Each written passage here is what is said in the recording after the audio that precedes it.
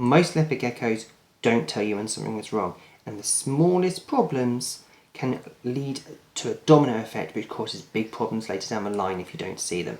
I'm David, this is Lana, and today we're talking about leopard gecko health problems.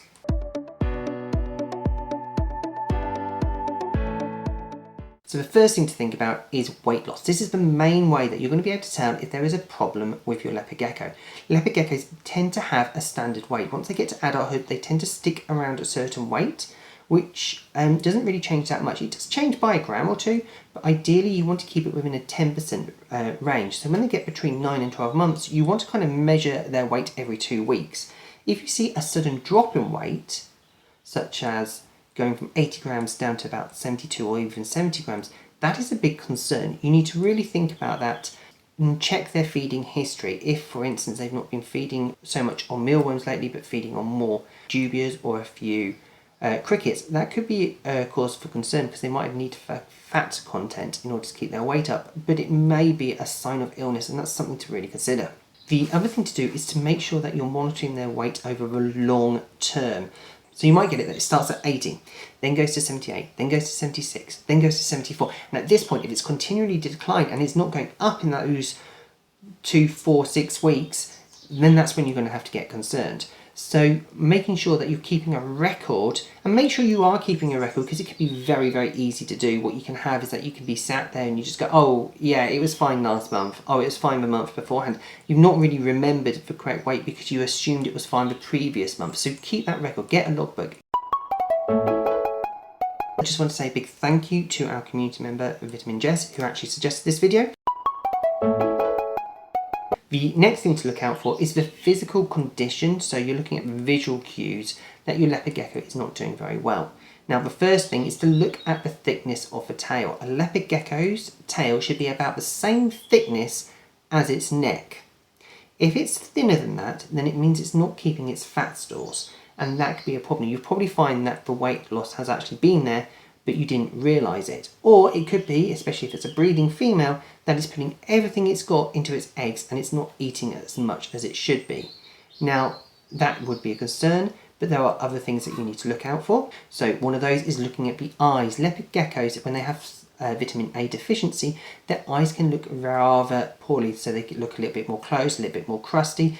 This is a sign that they've not got the nutrients inside their meals. So the best way that you can get past this is by always providing Nutribulk, which has the vitamin D3, has the calcium, and also contains all the nutrients such as vitamin A and others that they need for a healthy structure. This can be given to them on a once or twice weekly basis, and you will actually find it very, very helpful. All you need to do is actually keep a little bit in the bottom of their food bowl inside the enclosure. These guys are very good at self-regulation. The other thing to look for is a sudden loss in kind of coloration.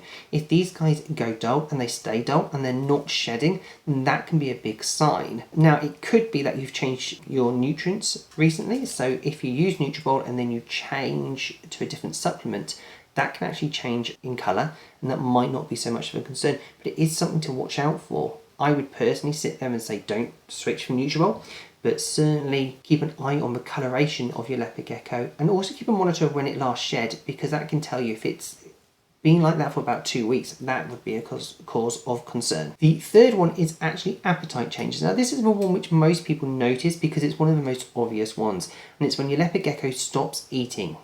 Now this could be because of environmental factors. So it could be too cold inside the enclosure. If you haven't got the right heating, so you're relying on a bulb and you don't have the stomach heat, so you don't have any heat mat there, that can actually stop a leopard gecko from eating. Not all the time, but some leopard geckos really do rely on that belly heat. It could be because it's winter and these guys can feel the winter kind of pressure outside and they go into almost a semi-brumation. They get a little bit more lethargic. They don't really like eating as much. They kind of stop that kind of feeding. The other thing it could be is that it could be mating season and your male is looking for a female and has nothing else on its mind. However, that's not always the case if you have no females inside the house, though saying that the drive in some male leopard geckos can be quite strong. What you're looking at is a rapid change as well. So if your leopard gecko is eating absolutely fine one day and then the next day it's decided that it's not even going to look at its food, that might be more of a concern. What you have to do is kind of monitor your leopard gecko's feeding. So make sure you're checking how much it is eating every single day. Check the number of mealworms, check the number of crickets. Now another problem here is that leopard geckos can be very demanding, and certainly I've known a few leopard geckos that have been given something like silkworms or waxworms and then have refused to eat anything else, and that's because they are demanding the higher fat, sweeter kind of food. It's become their favourite and they become very stubborn and they don't want to eat anything else. Now to get around that, you just have to keep trying. They will not starve themselves unless there's something wrong. But the thing is that you could try to wean them off, so you can maybe give them one waxworm and some mealworms, but they'll likely eat the waxworm because they know you've got it in, and then will just wait for you to feed them the next waxworm. The best thing to do is actually just kind of go cold turkey on them and just make them eat the food that they're supposed to eat. The next one is all about behavioural changes. Now these guys are absolutely fantastic. They become semi-domesticated. If you feed them at the same time, they wait by a food bowl, they know when handling is, they know the process. They can train you just as much as you can train them, and this can be all very, very interesting for the owner. But if you notice a sudden change, for instance, they become more defensive, they're hiding a lot more, they're sleeping out in the open or in an unusual location, they're hiding a lot more, they don't want to be handled, this can be a sign that something is wrong with your leopard gecko, and it's really important that you consider that. Now it could be something as simple as something has changed in the room. Perhaps there's a new smell, a new plant, or you've got a new puppy, you've got a new reptile, and that smell is something new to them and they're a little bit fearful of it and they need a little bit more of time to get used to it. Or it could be something that is seriously wrong with them. Now, one of the things I would really like to stress on this is that just because your leopard gecko is going through some of these aspects doesn't mean that your leopard gecko is ill. For those who have got a leopard gecko that could be around about 15 years or older, this could just be a sign of aging. Now, I've talked before on the channel about their maximum age being about 28, but the average age is around about 15, and from any time from about 12 onwards, I would actually consider that leopard geckos will start to actually feel a little bit older and start slowing down.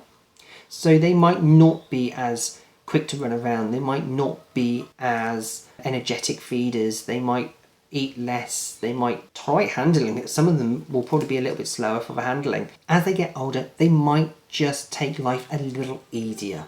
However, just because your leopard gecko is getting older doesn't mean that you shouldn't monitor those health signs. They are still important, and sometimes some of the signs of old age can overlap with the signs of illness. So again, it's something to check.